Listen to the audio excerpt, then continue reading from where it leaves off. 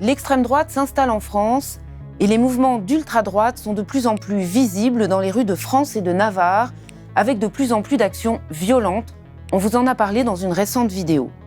Mais il y a plus que cela. L'extrême droite, ce ne sont pas seulement des combats politiques ou des combats tout court, c'est aussi et surtout toute une culture qui se présente comme une contre-culture avec ses codes, ses mythes, ses communautés. Ainsi, le monde du sport, de l'édition, de la musique ou des réseaux sociaux semble de plus en plus perméable à la dynamique d'extrême droitisation qui gagne l'espace politico-médiatique. Qui connaît Call of Terror, Raptor Dissident, Saint-Claude 88 ou Papacito? Qui a entendu parler de West Casuals, des Mess House, de la Lost Army, d'idées fréquentables ou des Vandales Bezac? Autant de termes abscons pour le profane, mais familiers pour les sympathisants d'extrême droite.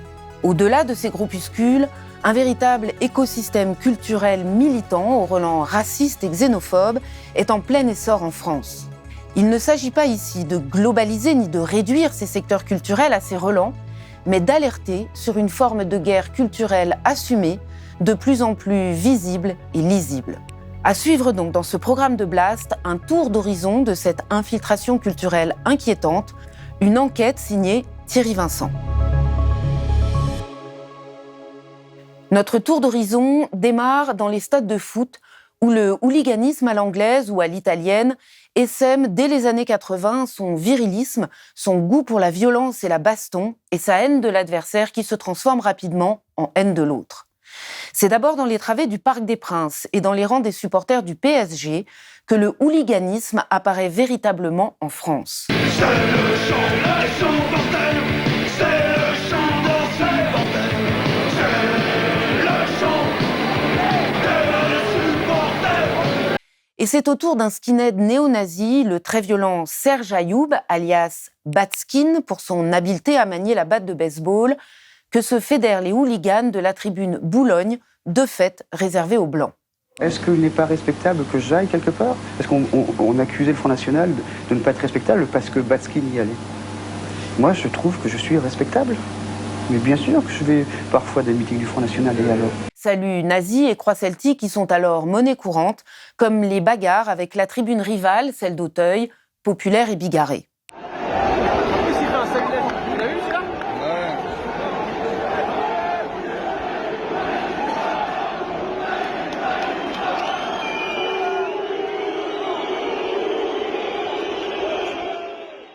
C'est d'ailleurs lors de l'une de ces confrontations particulièrement violentes qu'un abonné du COP Boulogne perd la vie en février 2010. Le PSG dissout alors les groupes ultras et met fin aux abonnements. Les hooligans sont boutés hors du stade, mais cela ne les empêche pas de rejoindre d'autres groupes d'ultra-droite, parmi lesquels la Jeunesse Boulogne, proche du groupuscule Les Zouaves, et de son leader Marc de Cacré-Valmenier. Aujourd'hui, une vingtaine de groupes représentant ce courant sont recensés dans l'Hexagone, parmi lesquels la Lost Army lilloise, liée au local identitaire La Citadelle, la Mezzalion ou encore les redoutables Strasbourg Offenders, à l'origine de l'attaque d'une conférence antifasciste en février 2022 et de menaces de mort contre le journaliste Guillaume Kremp. Les rixes entre bandes rivales ont désormais déserté les abords des stades pour se délocaliser loin des regards à l'occasion de fights prémédités. Ainsi, en mars 2022, pas moins de 120 hooligans se sont retrouvés pour un affrontement d'une violence inouïe dans la région de Reims, comme l'ont raconté nos confrères de Street Press. D'un côté, une horde de 70 à 80 néo-fascistes arborant noir de rigueur venus de divers horizons, les Rémois des Mess House, les Toulousains de la Camside, les Parisiens du COP of Boulogne et des Zouaves. Face à eux, une faction adverse de 45 militants, tous de blancs vêtus, composée de Strasbourgeois des Offenders, des Brisac de Nancy et de Rouennais. Une scène surréaliste rappelant que le hooliganisme le plus extrême s'est désormais disséminé bien au-delà de la seule capitale. Plus récemment, le 29 octobre dernier, lors d'un match à Marseille, des hooligans de la Mezzalion ont fait des saluts nazis et lancé des cris de singe. Des bras tendus sans équivoque, des cris de singe, ou encore des pièces d'identité brandies. Ces gestes racistes ont été vus dans la tribune lyonnaise à Marseille lors de l'avant-match OMOL du 29 octobre 2023. 3 mois de prison ferme et 3 ans d'interdiction de stade ont été requis le 16 janvier dernier contre 2 d'entre eux.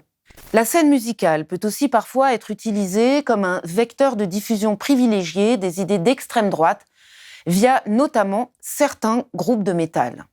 Le plus connu, Peste Noire, s'est imposé comme la figure de proue de la mouvance radicale dans l'univers du métal hexagonal. Derrière son leader charismatique, Famine, alias Ludovic Faure, ce groupe de black metal né en 2001 véhicule un néonazisme assumé. Le 25 mai 2021, Famine a été condamné à 6 mois de prison avec sursis pour la violente agression d'un homme à Clermont-Ferrand en 2018. Et le 24 février dernier, le festival de métal néo-nazi Call of Terror s'est tenu en Isère malgré son interdiction dans 6 départements de la région Rhône-Alpes. C'est à l'intérieur de la salle des fêtes de la commune que le concert a eu lieu la nuit dernière. De 17h à 1h30 du matin, environ 150 personnes ont bravé l'interdiction de 5 préfectures de la région. Un concert qui a réuni une centaine de personnes se trémoussant sur des paroles glorifiant le Troisième Reich. Au-delà de cette vitrine extrémiste, certains groupes trouvent dans la culture transgressive de la scène métal un terrain d'expression et de diffusion privilégié d'idées nauséabondes. Certains fans ou spécialistes tentent de contrer cette dérive. C'est le cas d'Alexandre Samuel, sorte de lanceur d'alerte dans ce milieu qui a fait annuler plusieurs concerts ou festivals programmant des groupes proches de la mouvance néo-nazie.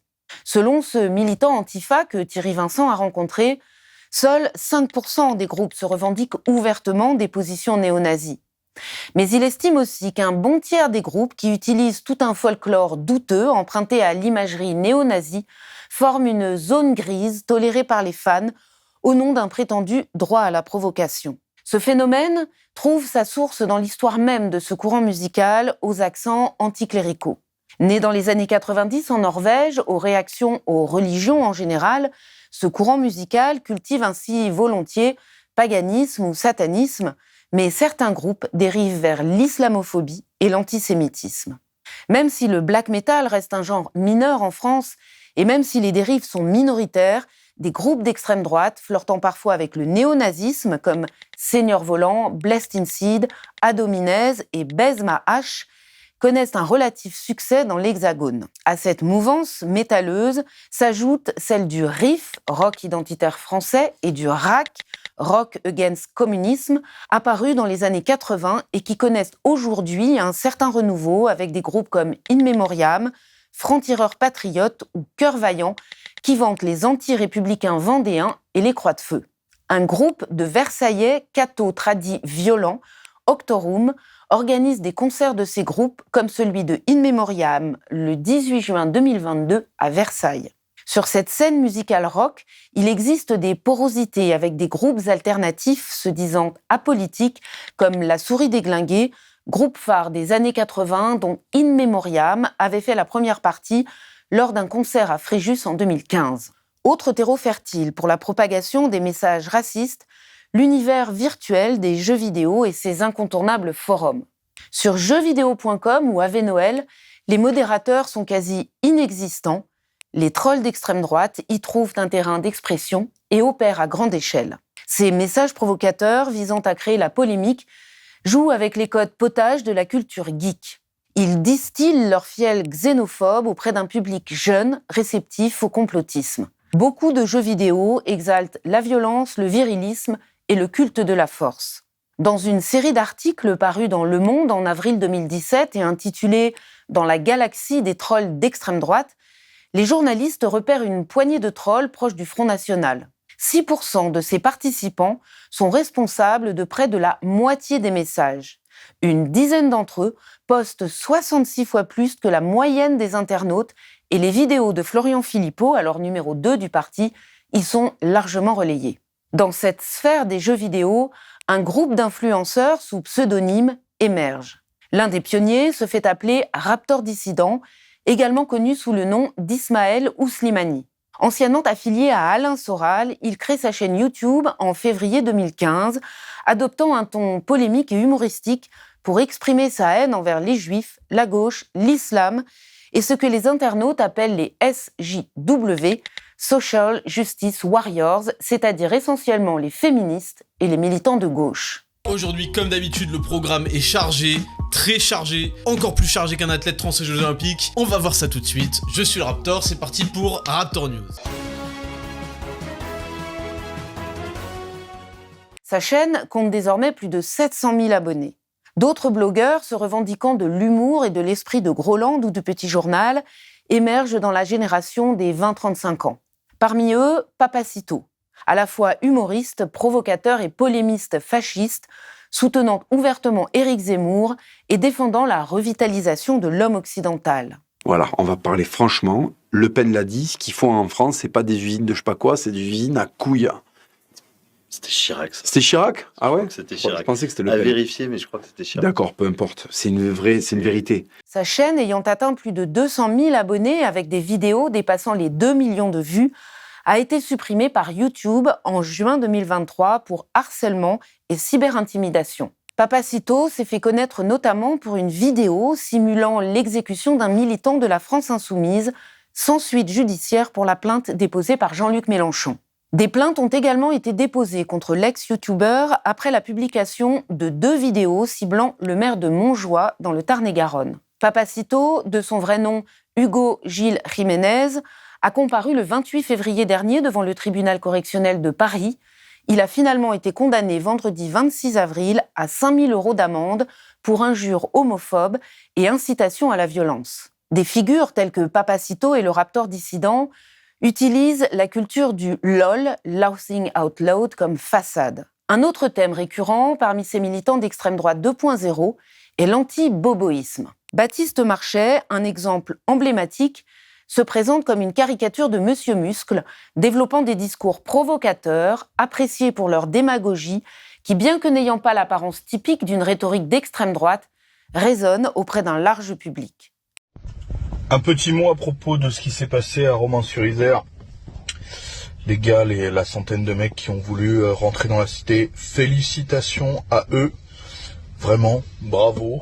C'est ce qu'il faut se bouger, il faut se mobiliser. Il y évoque notamment les bobos qui veulent nous empêcher de bouffer de la bonne viande au barbecue, de rouler au diesel, de boire des coups et de draguer les meufs. Après, quand tu veux te poser dans les ambiances de salon, moi je suis un grand fumeur de cigare, j'adore ça, tu fumes un cigare, ou alors tu manges avec des potes. Manger avec des potes, des vrais bons produits, tu vas prendre un kiff à manger et parler avec des potes, moi c'est bon, ça me va. Autre blogueur, Daniel Conversano, ancien militant politique et colleur d'affiches du Front National, se distingue en s'affirmant ouvertement raciste malgré un aspect extérieur décontracté et déjanté. Il promeut la supériorité de la race blanche et encourage le repli communautaire entre blancs. Ils sont d'une intelligence, ils sont d'une sensibilité, ils sont d'une empathie. Je vous le dis en pleurant, les Européens sont tellement supérieurs, mais... Son exil en Roumanie en 2018, avec l'invitation à ses partisans de le suivre pour reconstituer un Occident blanc, souligne sa radicalité, conduisant des patriotes autoproclamés à fuir leur pays. Si vous souhaitez rejoindre une confrérie de personnes qui pensent comme vous, qui sont comme vous, qui ont les mêmes rêves que vous et qui peuvent vous aider à vous expatrier, notamment si vous visez l'Europe centrale et l'Europe de l'Est, mais pas seulement, mais également l'Europe du Sud. On sera ravis de vous retrouver, que ce soit en Roumanie ou en Pologne ou en République tchèque ou en Hongrie. On n'attend plus que vous, le bonheur vous attend, réfléchissez bien. Conversano incarne le racisme affiché de manière décontractée, illustrant un aspect soi-disant cool du racisme. Selon lui, le wokisme a rendu l'extrême droite attrayante, la transformant ainsi en un phénomène fun et tendance. Ce constat, bien qu'inquiétant, reflète le climat des premières années de la décennie 2020. Du côté de l'information, l'ultra-droite évolue dans un univers médiatique parallèle où, pour ses adeptes, l'actualité est vue comme un monde où des bandes ethniques agressent et tuent des Français, un monde dans lequel règne une terreur féministe et un totalitarisme islamo-gauchiste. Autant d'ennemis cherchant à détruire la France et à imposer un grand remplacement. Avant Internet, la presse d'extrême droite traditionnelle comme Minute, Rivarol ou Présent occupait un créneau confidentiel. Le web a tout changé en offrant une caisse de résonance virale à ces idéologies. Désormais, ces courants réactionnaires et xénophobes possèdent leurs propres médias qui se livrent à un récit fantasmatique où la vérité compte bien peu. Ainsi, dès 2005, le site F de souche, comprendre français de souche, pose les bases du combat contre le grand remplacement supposé de la population française. Dans son sillage, le site Novopresse se présente comme une agence de presse factuelle, alors qu'il relaie la propagande du bloc identitaire. Le but avoué étant de faire contrepoids aux informations des médias mainstream. Les identitaires inventent même le terme de réinformation qui fait florès et inspire de nombreux petits médias, parmi lesquels Boulevard Voltaire, Le Salon Beige ou encore Riposte laïque. Ce dernier n'hésite pas à diffamer, harceler ou insulter publiquement élus et militants de gauche. Il a notamment mené une campagne très active et violente contre les projets d'installation de centres de migrants à Callac et Saint-Brévin l'année passée. Dans le style plus acceptable dans sa forme, mais se présentant comme un média de droite décomplexé, notons aussi L'Incorrect, créé en 2017 et financé en partie par le très à droite et très catholique Charles Becbédé, proche de l'ancien ministre de la Défense Charles Fillon. Parmi les plus en vue et les plus connus, le média Livre Noir se targue d'interviewer, à la manière de Thinkerview, des personnalités qui n'appartiennent pas à la mouvance extrémiste classique. À côté d'Éric Zemmour, ce média a reçu l'avocat Juan Branco, la députée Renaissance Aurore Berger, l'essayiste Thomas Guénolé ou encore les écrivains François Bégodeau et Jacques Attali. Preuve de la porosité croissante avec les représentants d'une extrême droite décomplexée. La chaîne YouTube Livre Noir est créée en 2021 par Éric Ténier, âgé d'une trentaine d'années et viré des Républicains en 2019 pour avoir prôné l'alliance avec le RN. Sans surprise, le premier numéro de Livre Noir est consacré à une grande enquête sur l'immigration. Le premier numéro, qui sortira en septembre, sera consacré à une grande enquête sur l'immigration, pour laquelle nous avons sillonné la France et voyagé à travers le monde ces 6 derniers mois. Si vous voulez nous aider à porter le débat public sur la question migratoire et à proposer ce livre noir de l'immigration que nous attendons tous depuis longtemps, n'hésitez plus et commandez en prévente notre magazine sur la plateforme magazine.livrenoir.fr. À noter aussi que c'est sur Livre Noir qu'a été diffusée la seule vidéo de revendication de l'expédition punitive du 25 novembre à Romans-sur-Isère par un militant anonyme présentant comme pacifiste l'action de ces activistes armés de barres de fer et de mortiers d'artifice. Ce samedi 25 novembre, nous nous sommes rendus au quartier de la Monnaie à Romans-sur-Isère, d'où sont originaires les meurtriers de Thomas, afin de faire entendre notre colère et manifester pacifiquement. Et Livre Noir se décline aussi aujourd'hui en kiosque, dans un magazine luxueux vendu 14,90 € et surtout des affichages dans de nombreux kiosques et des unes tapageuses où on découvre une pseudo-enquête en infiltration chez les gauchistes. C'est aussi l'intérêt d'avoir un magazine tiré à 30 000 exemplaires quand même. Même s'il se vend peu, ce qui compte, c'est cet affichage et la communication sur le racisme anti-blanc ou la chienlit gauchiste. Ils rejoignent les couvertures de la BD d'extrême droite de Furia, dont la baseline est « Fort comme une bête, libre comme un dieu », et où on retrouve Elisabeth Lévy qui recycle sa haine de Mélenchon, Papacito ou Laurent Oberton qui manie l'humour de plomb. Au crayon, le très mauvais dessinateur Marceau qui truste quasiment une page sur 2. Même les médias pur mainstream s'engouffrent dans la brèche de la radicalisation à droite. L'hebdomadaire ultra-conservateur Valeurs Actuelles a été condamné à de multiples reprises pour provocation à la haine raciale. Le Conseil d'État lui-même est intervenu auprès de l'Arcom, l'autorité de régulation des médias, pour qu'elle mette en demeure CNews, fleuron médiatique du milliardaire Vincent Bolloré, de respecter ses obligations en matière de pluralisme. Une étude menée par le sémiologue François Jost révèle que les invités de droite et d'extrême droite représentent plus de 3/4 des présences en plateau. La chaîne se défend d'être d'extrême droite, mais les chroniqueurs et éditorialistes qui y défilent sont presque tous de droite ou d'extrême droite. Geoffroy Lejeune, ex-directeur de la rédaction de Valeurs Actuelles et actuel patron du Journal du Dimanche, proche d'Éric Zemmour et de Marion Maréchal, Charlotte Dornelas, qui avait fondé en 2016 un magazine avec l'ancien porte-parole de Génération Identitaire, Damien Rieu. On peut encore citer Arthur de Vatrigan, qui dirige la rédaction de L'Incorrect, ou Gabriel Cluzel de Boulevard Voltaire. Ainsi, en septembre dernier, à Bayonne, un mystérieux groupuscule Résistance catholique franco-basque a distribué des tracts racistes et menaçants à l'encontre des musulmans, appelant à la guerre civile. Nous n'accepterons jamais la présence de femmes voilées, enturbanées, encagées, grillagées, abaillatés, burkinisés, emmaillotés, pas plus que celles d'hommes camisés, djellabalisés, babouchés dans notre espace public, et ce sera donc la guerre. À la fin de ce tract ignoble, les mêmes recommandent de regarder CNews pour être véritablement informés, en citant 7 émissions phares de la chaîne, dont celle de Pascal Praud. Tout est dit. Les écrans offrent une formidable caisse de résonance aux idéologies extrémistes, mais ils ne remplacent pas encore complètement le papier et les rencontres réelles. Rencontres qui ont lieu lors de conférences ou d'événements organisés via un réseau dense de librairies situées un peu partout en France, y compris dans des villes moyennes et petites. Ainsi, au Puy-en-Velay, dans le département de la Haute-Loire, se trouve la librairie Les Arts Enracinés, qui propose une littérature raciste tout en organisant des séances de dédicaces avec des auteurs d'extrême droite comme Yann Benedetti, ex-chef de l'œuvre française, mouvement pétainiste, aujourd'hui dissous. On peut également mentionner la librairie Les Deux Cités à Nancy ou la librairie d'Aubray à Nantes, ouverte depuis plus de 40 ans. Tout comme la librairie française, la librairie Duquesne ou encore la librairie Vincent à Paris. Ces librairies servent de lieu de ralliement communautaire. Elles permettent ainsi d'entretenir la flamme et de rabattre de nouveaux adeptes. Et puis, il y a la culture au sens noble et élitiste du terme. Les milieux culturels restent dominés par la gauche, mais depuis une quinzaine d'années, une brèche a été ouverte. Le plus connu d'entre eux est Michel Houellebecq, prix Goncourt en 2010. Son premier roman, Extension du domaine de la lutte, en 1994, où il dénonce le libéralisme, lui vaut la sympathie d'une partie de la gauche. Mais il dérive progressivement vers une islamophobie de plus en plus radicale. En 2001, il parle de l'islam comme étant la religion la plus con du monde.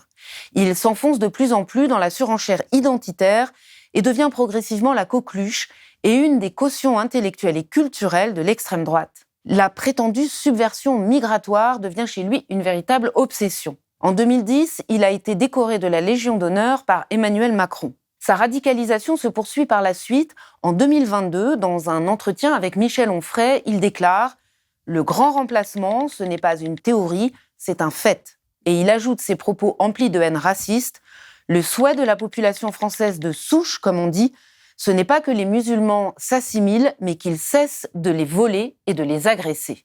Ou bien, autre solution, qu'ils s'en aillent ». Fils spirituel de Houellebecq, le talent en moins, Laurent Oberton, 40 ans, est un des auteurs emblématiques des paniques identitaires et sécuritaires de l'époque. L'homme qui a popularisé le terme d'ensauvagement, repris par l'extrême droite, mais aussi par la droite et par des macronistes comme Gérald Darmanin et Édouard Philippe, c'est lui. En 2013, il publie son best-seller « La France orange mécanique », dans lequel il décrit une société livrée à la barbarie de délinquants étrangers. Un ouvrage aujourd'hui de référence pour le RN et la fachosphère médiatique de Valeurs Actuelles à CNews. Mais aujourd'hui, même des écrivains venus de la gauche se rapprochent de l'extrême droite. Le cas le plus emblématique est Éric Nolot, éditeur médiatique, ancien chroniqueur de Laurent Ruquier avec Éric Zemmour. L'homme se dit réactionnaire de gauche, un bon mot qui ne veut absolument rien dire. Réac, qui se rapproche franchement de l'extrême droite, serait plus juste. Abonné au plateau de CNews, il partage l'obsession des stars de la chaîne sur l'islamo-gauchisme, le wokisme et les insoumis qui seraient des dangers pour la démocratie. L'islamo-gauchisme, qui devrait être une opinion marginale, est devenu la doxa. En fait, tout le monde se détermine par rapport à l'islamo-gauchisme. Si c'est conforme à l'islamo-gauchisme, vous pouvez entrer à l'université, vous pouvez être invité dans certaines émissions. Si c'est pas conforme à l'islamo-gauchisme, vous êtes censuré. Nolot figurait en bonne place au meeting de lancement de la campagne présidentielle de Zemmour en décembre 2022. Ce prétendu homme de gauche, qui n'a de cesse de dénoncer le péril d'ultra-gauche, n'aura en revanche pas un mot pour dénoncer les violences de nervis d'extrême droite qui ont tabassé des militants de SOS Racisme au cours de ce fameux meeting de Villepinte. Plus récemment, une pétition de poètes s'indignait du choix de l'écrivain Sylvain Tesson, aux sympathies d'extrême droite assumées, comme parrain du Printemps des poètes. Sylvain Tesson, idéologiquement proche de l'extrême droite, de ses débuts à Radio Courtoisie, en passant par sa complicité avec l'écrivain Jean Raspail, qui dans son roman Le Camp des Saints en 1973 prédisait une invasion migratoire de la France. Ces auteurs et autrices ne réclamaient nulle censure, mais simplement que les organisateurs de l'événement